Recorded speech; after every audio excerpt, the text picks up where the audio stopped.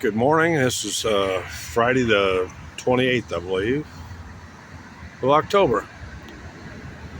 And this is a continuation regarding Baylor, Scott, and White.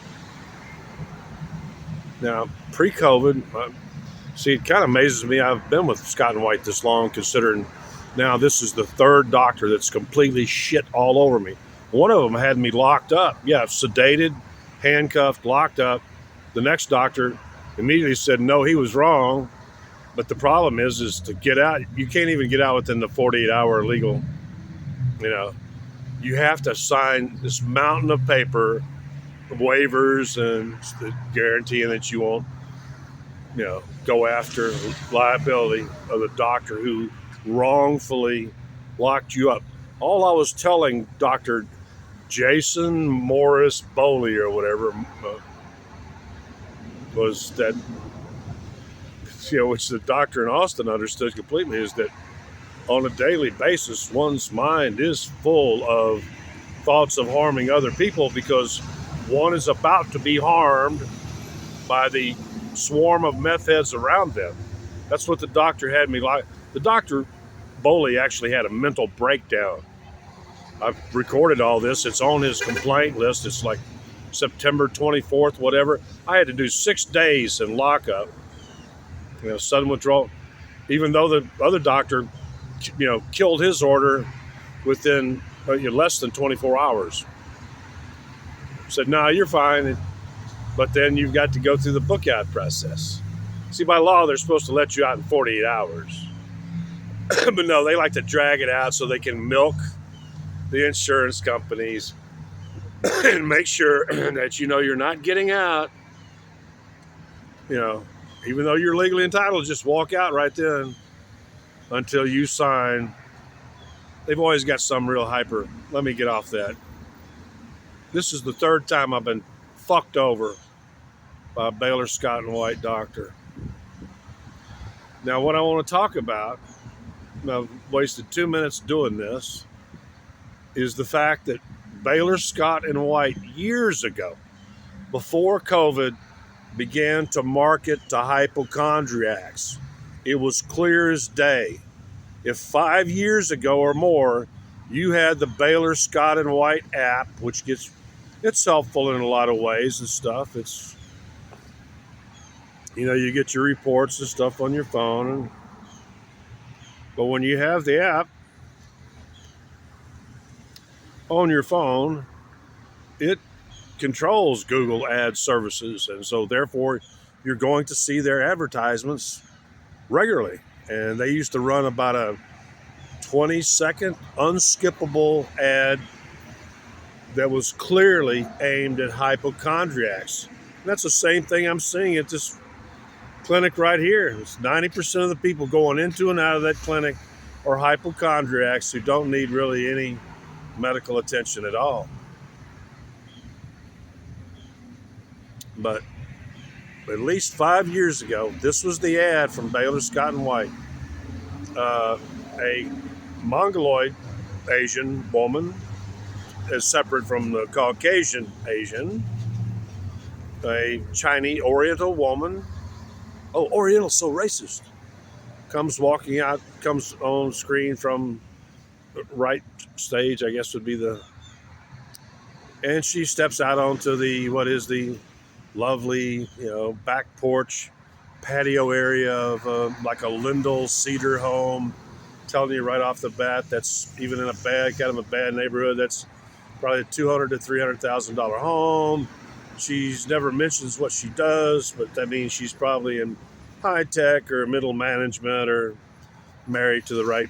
Actually, there was nobody else. I don't even remember there being a dog in the scene. It was just her back porch, her lovely house, her career, her health, her guitar, which she never actually played a melody. She just kind of struck a few notes especially towards the end. But she talked about how great it was to be young and healthy and whatever. And I guess because she has really good paying insurance, see, what you people don't get is every time that you telephone conference your doctor or stuff like that, it costs money. But she was Here was a perfectly healthy person talking about how great it is to have just instant access to, healthcare day and night and all that. I'm sure it is. But the reality is that the young woman really had no ongoing medical condition, never mentioned any, and she was the very definition of hypochondriasis.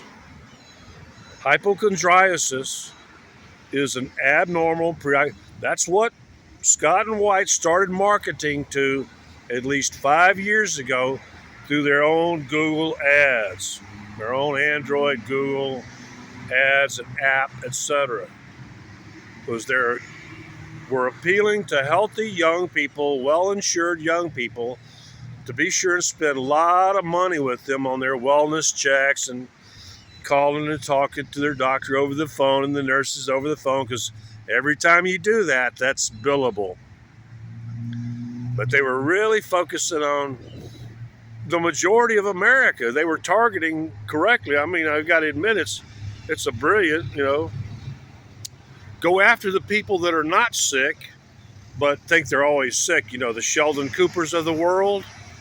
That's what Baylor, Scott, and White decided to start marketing to at least 5 years ago. I remember seeing that long, unskippable 20-second or plus ad and stuff of this woman talking about how great it is to be healthy and that she still wants to be, making music, 50 years from now or whatever. And she's already probably 35 to 40. But Scott and White is really has been marketing to, and since thanks to COVID and other things, they've got a ton of people they could just run through that milk and barn up in Temple and other. Although actually, I don't see that in one particular area. I don't. Well, there's one clinic, but in general, the hospitals and the major clinic in the Bryan College Station area, I don't really see a lot of patient milking going on. I see more patients going in and out of that little clinic over there. And that horrific 1,000-acre or two, 2 square mile, milking shed up in Temple. I wonder how many of those people in there are strictly hypochondriacs, because that's who Scott and White.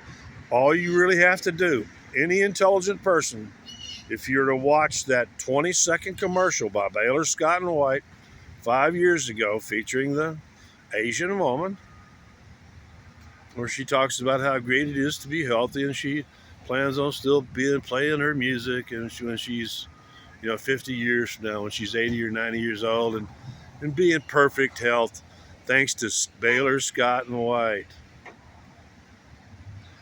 It's funny, they picked out probably the one ethnic group that probably complains the least, goes to the doctors the least, and has the highest, lifespan, Oriental women. I didn't really think about that much before, but Scott and White, I've known what you've been doing for a long time is you prey upon people that are obsessed with their health, whereas people like me with a crushed shoulder, been waiting 8 months to get it repaired. You send me to a doctor who, just like uh, Jason, what was his name? No, it was something. Oh God, he had a really messed up name. First was of course, Boley, and the other was Justin Booth Barrows or something. Justin Barrows. I've got it completely screwed over now by 3 Baylor, Scott, and White doctors, so they can spend more time with their hypochondriac, doctor worshiping, well-insured patients who are very submissive. I'm not a submissive. It's never going to happen. I don't worship you as God. You're just a fucking doctor. and you're a money-making hypochondriac milking machine there in Temple, Baylor, Scott, and White. That's obvious to anybody who has a functioning brain. Most of you do not.